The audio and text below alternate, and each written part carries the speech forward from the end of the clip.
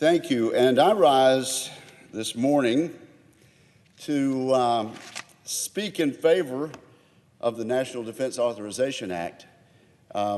We are currently negotiating with members of the Republican and Democrat parties about how to consider amendments, but we'll eventually get there, as we do every year, Mr. President, because the NDAA bill has passed Congress, Senate, and House. It's been signed by the President for 57 years in a row on a wonderfully bipartisan basis. And I expect when it's all said and done, that will happen again this year. I was just speaking, as a matter of fact, to a group of Hawaiians gathered together under the leadership of Senator Mazie Hirono, who happens to be the ranking member of the subcommittee which I chair, the Sea Power subcommittee.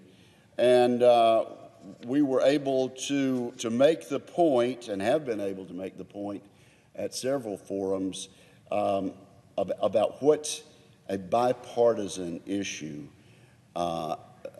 this is, to protect our country through a strong Navy and through the provisions that we will enact in the Sea Power title. And of course, this bipartisan exercise is a very important fulfillment of our constitutional responsibility. It's right there in the preamble, to provide for the common defense, and that is what our subcommittee has done. The bill this year authorizes $716 billion for national defense. This is an increase from last year, when we finally got rid of this notion that we could somehow be a safe and secure nation and have this defense sequestration that had come upon us through our inability to deal with the budget. So last year, we authorized and appropriated $700 billion for national defense. This bill would up that a little to $716 billion, and my position is that we need every penny of that. The top line matches the figures which we have set in the two-year budget that was passed by the House and Senate on a bipartisan basis, signed into law by the President of the United States, President Trump. Secretary Mattis says this defense spending is essential at these levels to keep America safe and to support our men and women in uniform. You know, Secretary Mattis authored the new National Defense Strategy, and it prioritizes preparing the armed forces for long-term strategic competition with China and long-term strategic competition with Russia. We'd like to be on a friendlier basis with China and Russia, but sadly, at this point, we are not. We are in a long-term strategic competition. I believe Secretary Mattis, when he says we need to do this, and the NDAA, which is the subject matter before us on the floor right now, recognizes that. Strategy is driving the budget this year, not the other way around. As I noted, I'm chairman of the Sea Power Subcommittee. Senator Hirono is my ranking Democrat member. And we both recognize that upholding our maritime interests is becoming more and more critical. We are a maritime nation, Mr. President, and Americans need to understand this. The Sea Power title recognizes this, and it positions the Navy and Marine Corps to retain superiority over rapidly modernizing Chinese and Russian maritime forces. I'm happy to say that it accelerates the naval buildup toward the statutory 355-ship Navy, which was signed into law as a result of the NDAA last year. The Ships Act, which Senator Hirono and I both persuaded every member of our subcommittee to co-sponsor. Every Republican, every Democrat on the Sea Power Subcommittee sponsored this. We were able to add the SHIPS Act to the NDAA last year and have it signed by the President of the United States. But the bill this year builds on what we hoped would be the result of the SHIPS Act. It authorizes $23 billion for building 11 new ships that we didn't intend to build otherwise, an increase of $1.2 billion above the DoD budget request. So the statutory language signed by the President is actually getting us there. It adds over $1 billion in advanced procurement funding for attack submarines, destroyers, and amphibious ships that will stabilize the industrial base, encourage new suppliers to enter the marketplace, and save taxpayers money in the long run through this mechanism of advanced procurement funding for our attack submarines.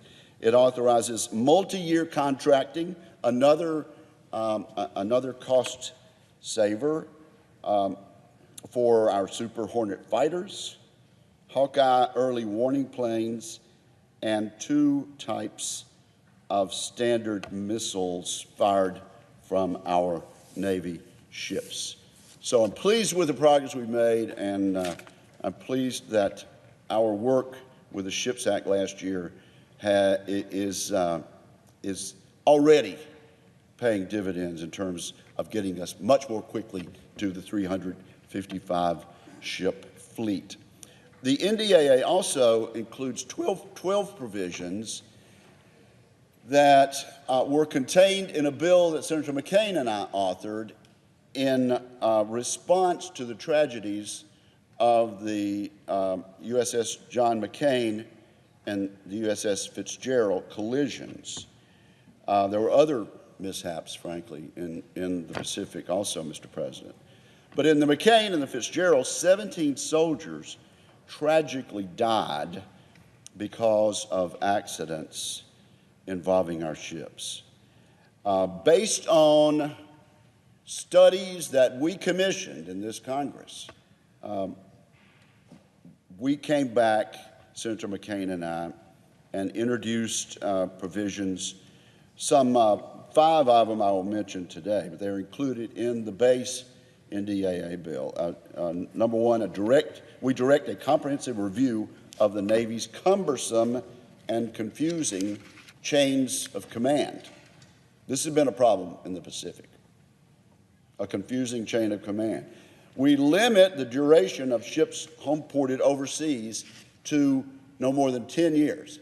After 10 years of being homeported overseas, forward deployed ships must now rotate back to the United States more frequently to avoid being overtaxed from constant operations. That is in this bill.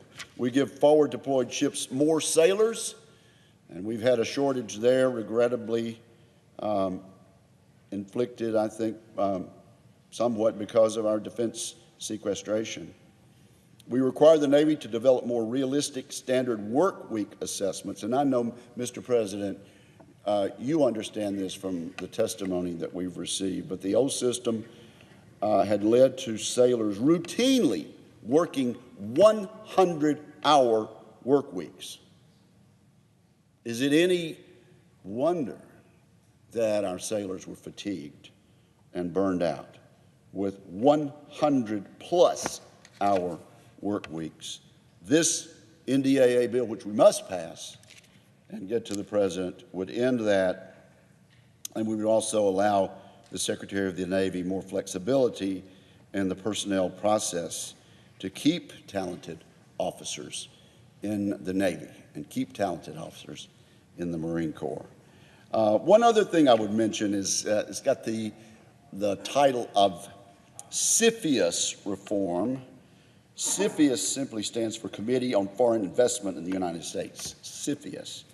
But what this provision it's designed to protect our interests with regard to the designs of China. And it came to us actually out of the banking bill. We need to stop China from gaining access to military technology and gaining access to strategically important industries in the United States through buying our companies. China buying American companies and then getting access to the intellectual property owned by those companies. This is what CFIUS reform does. And so it includes the Foreign Investment Risk Review Modernization Act, adopted unanimously by the Senate Banking Committee, and would give the Committee on Foreign Investment in the United States, CFIUS, more authority to prevent foreign acquisitions of our sensitive technologies. Mr. President, this is a good bill. It's a wildly popular bill out in the military. It provides increased resources for those men and women who strapped on the boots, who put on the uniform, who stepped forward voluntarily. Not a single person in the military has been forced to do this. Step forward voluntarily to do the hard things so that we can live in peace and prosperity and comfort in the United States. This is a popular bill in the other body. We're taking their bill and making some adjustments, but we'll get that ironed out in conference, and we will once again fulfill our constitutional duty to provide for the common defense and show that when it comes to national defense and providing security for the people of this great nation, this is indeed a bipartisan determination and a bipartisan exercise. So I urge us to get moving on this, and certainly believe and am convinced that before the end of the week, we will have an affirmative vote and move this bill toward the President's desk. Thank you, Mr. President. I yield the floor, and seeing no other persons seeking recognition, I suggest the absence of a quorum.